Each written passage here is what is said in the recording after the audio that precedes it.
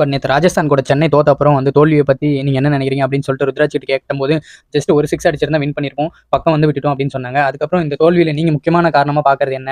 Opening ஏன் சரியா வரல அப்படின்னு கேட்டதுக்கு ருத்ராஜ் சொன்ன பதில் தான் வந்து எல்லாருக்குமே பயங்கரமான ஷாக் ஆயிடுச்சு. அவர் என்ன சொல்றாருன்னா, நாங்க ஆக்ஷன் டைம்லயே வந்து ஃபிக்ஸ் பண்ணிட்டோம். ராகுல் திரிபாதியும், ரச்சின் ரவீந்திரா தான் ஓப்பனிங் ஆடணும் அப்படின்னு சொல்லிட்டு.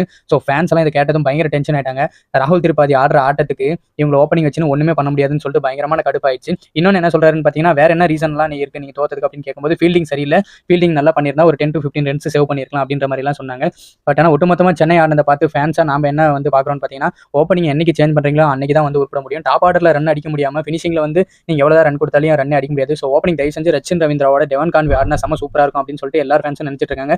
சென்னையில் மிகப்பெரிய பாசிட்டிவ் என்னன்னு பார்த்தீங்கன்னா, நூர் அகமத் வந்து கன்சிஸ்டன்ட்டாக விக்கெட் எடுத்துட்டு இருக்காரு. இதை தவிர வேறு எந்த பாசிட்டிவிட்டிஸுமே சொல்ல முடியாது.